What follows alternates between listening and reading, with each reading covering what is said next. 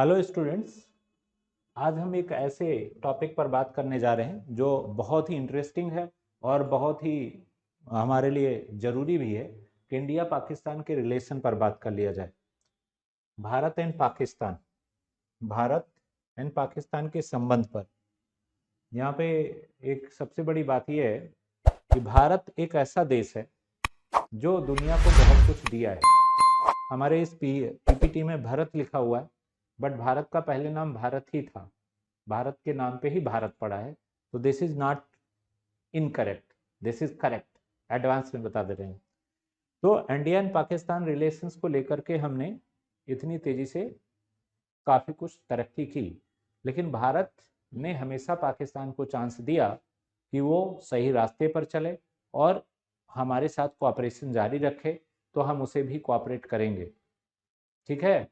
अगर हमारी नीयत में कोई कमी होती तो हम तो लाहौर तक पहुंच गए थे, उस एरिया को खाली ही न करते। लेकिन हमने ईमानदारी से अपनी फोर्स फिर वापस की और जो हमारी एक लाइन है भारत पाकिस्तान के बीच, उसको हमने फिर से मेंटेन किया, डोरन लाइंस को। तो इंडिया की नीयत में कोई कमी नहीं है, लेकिन कई बार पाकिस्तान ने भारत का विश्वास जो है तोड़ा है, कहा कुछ और किया कुछ। तो हमारे दो पड़ोसी देश हमारा विश्वास बार बार तोड़ रहे हैं, वो है पाकिस्तान और चीन। और हम हमारे संयम की बार बार ये दोनों देश परीक्षा ले रहे हैं।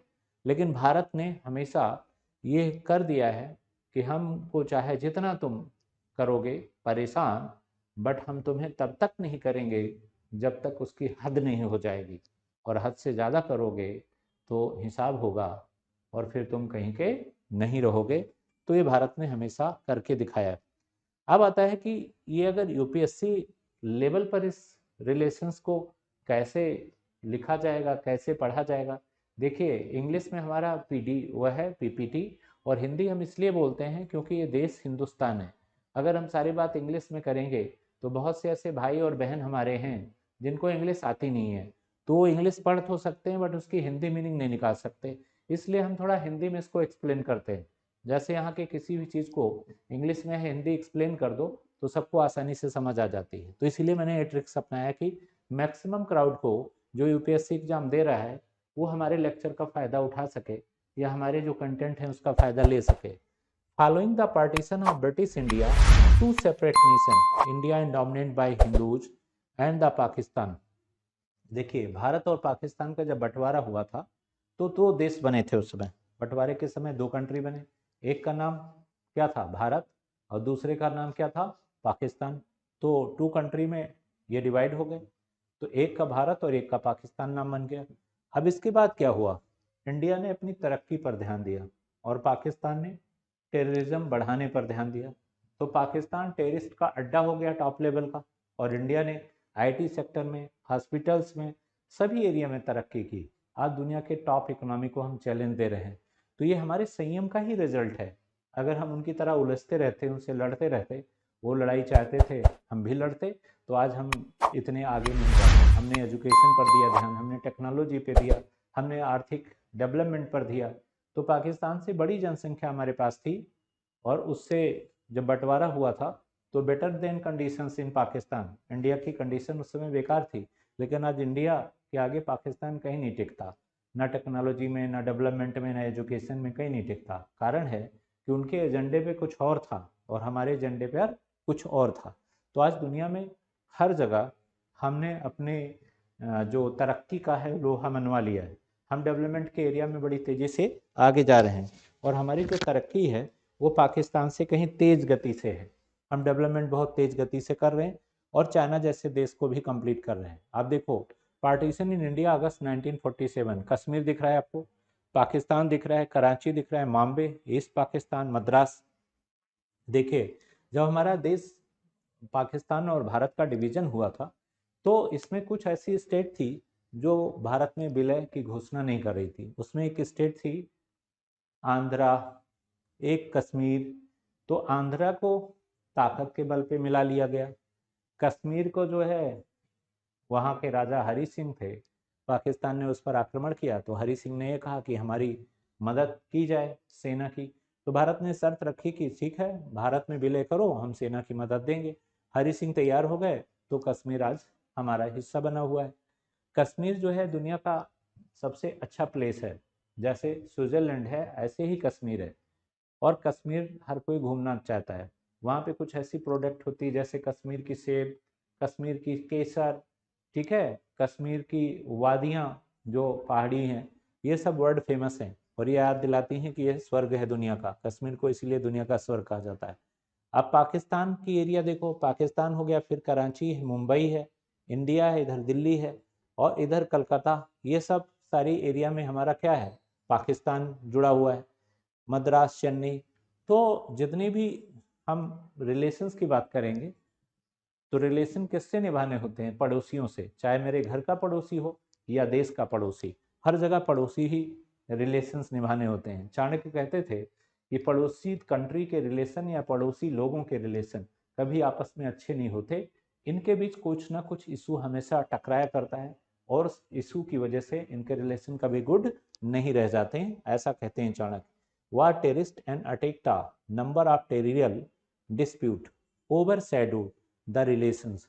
अब हमारे रिलेशन तो इसी पर टिके हुए हैं, हम कोई डिस्प्यूट्स को कैसे हैंडल करें, उसको कैसे संभालें, इसी पे डिपेंड करते हैं हमारे सारे रिलेशंस।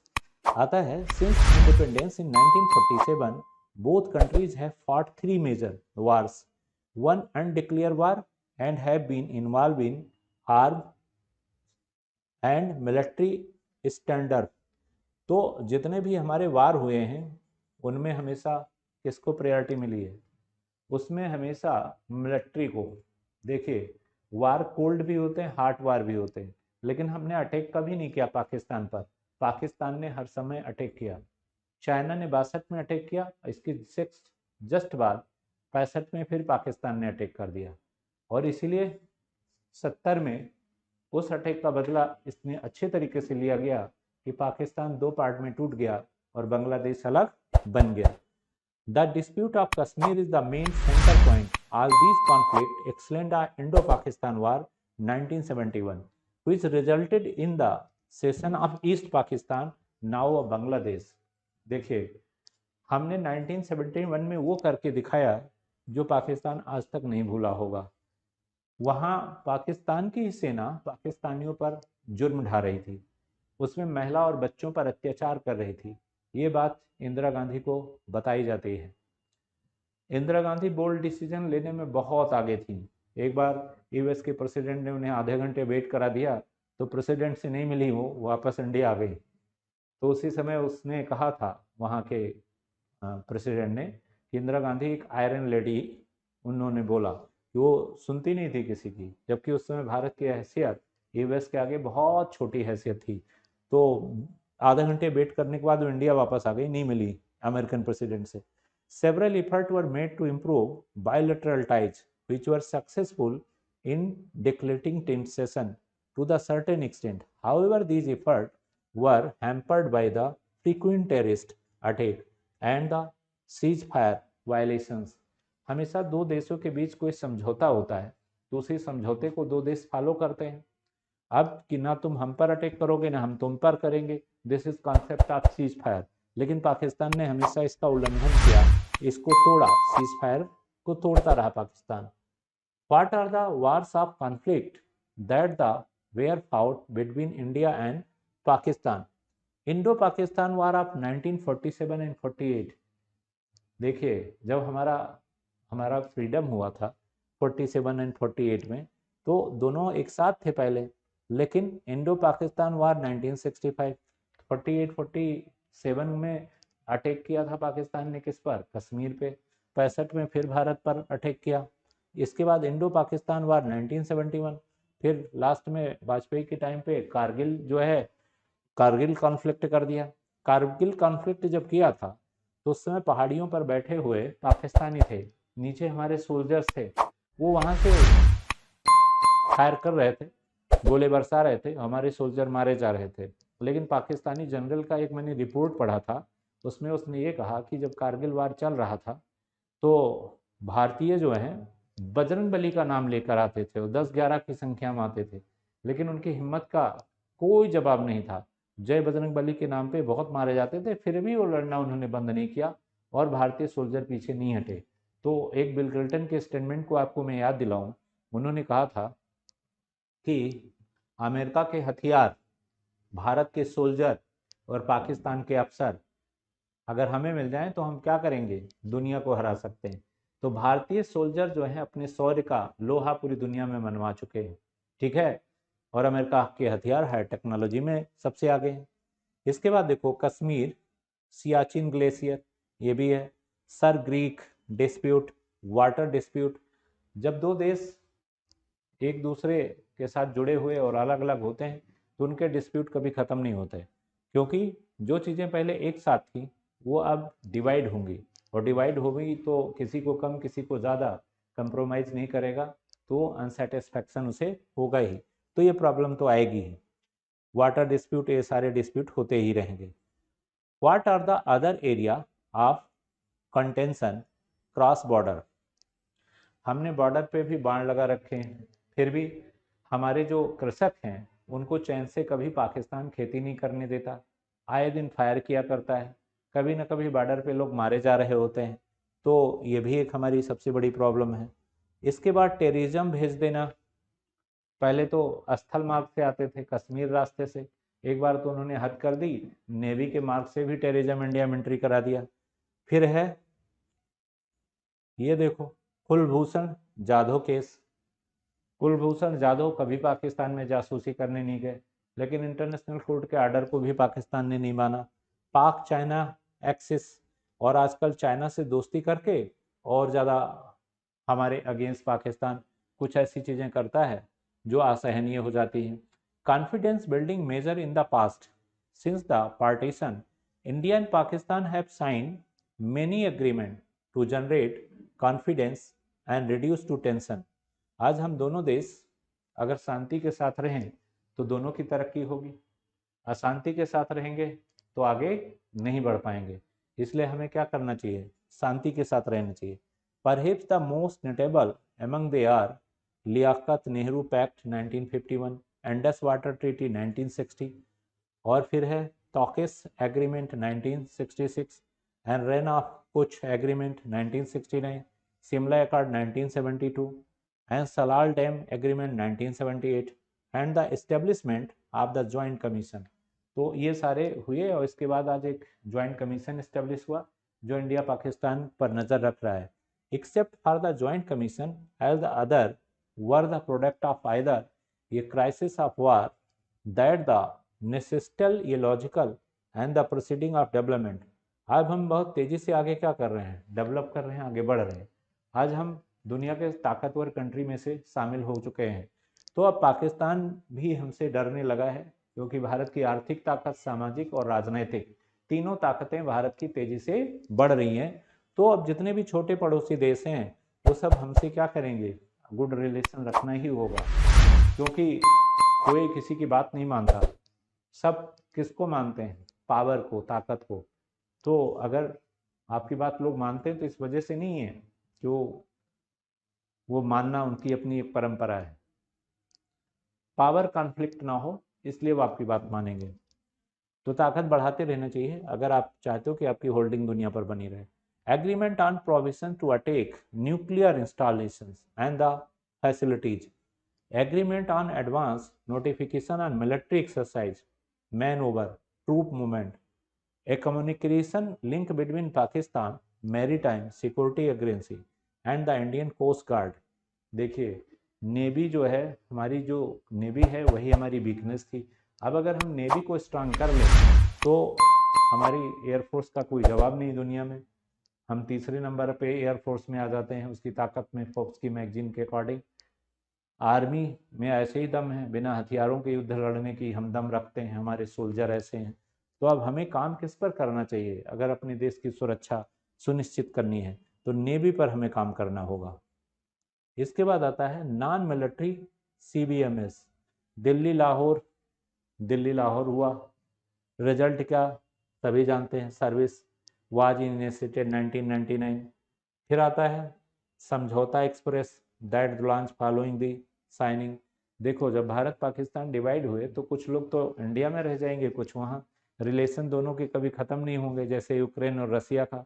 लड़ाई चाहे जितनी आप लड़ लीजिए लेकिन अल्टीमेटली कंप्रोमाइज ही करना पड़ेगा, क्योंकि दोनों देशों में दोनों देश के नागरिक रहते हैं। अटारी signing the Simla Agreement connect the Pakistan city of Lahore and the Indian town of Atari. Weekly bus of service between the Srinagar and the Muzaffarabad was initiated in 2005.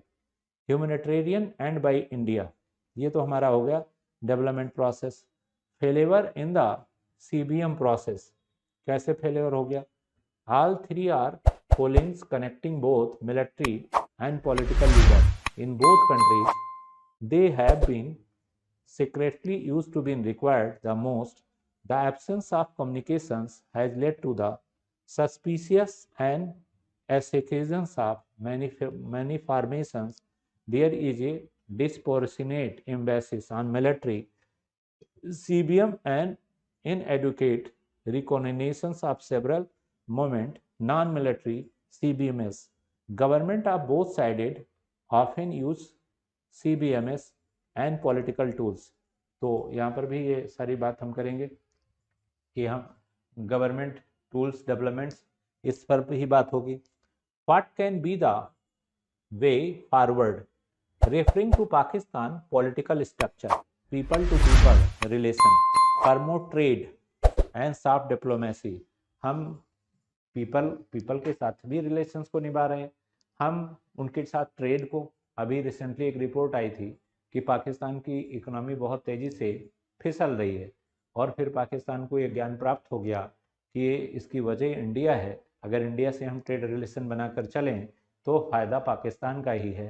तो जहाँ पाकिस्तान पहले ट्रेड को बैन करके बैठा हुआ था, अब वो इंडिया के साथ रिलेशंस बनाना चाहता है, ट्रेड रिलेशन डेवलप करना चाहता है इंडिया के साथ। तो ये सब चलता रहेगा इंटरनेशनल लेवल पे। फिर promote trade soft development, use of Indus water treaty promote to hydro diplomacy. फिर है कल्चर डिप्लोमेसी, क्रिकेट डिप्लोमेसी, ये सब हमारा पाकिस्तान के साथ चलता रहता है। South Asia has not at to progress despite in having potential ensure fast pace economic growth development in the mostly cause of different tension between India and Pakistan, improved India-Pakistan relation, ensure the struggling after its subsequent phase. The future cooperation coexist can be ensure establishment of peaceful in South Asia. अगर भारत पाकिस्तान में टकराव होता रहेगा तो south Asia में कभी भी शांति नहीं आ पाएगी।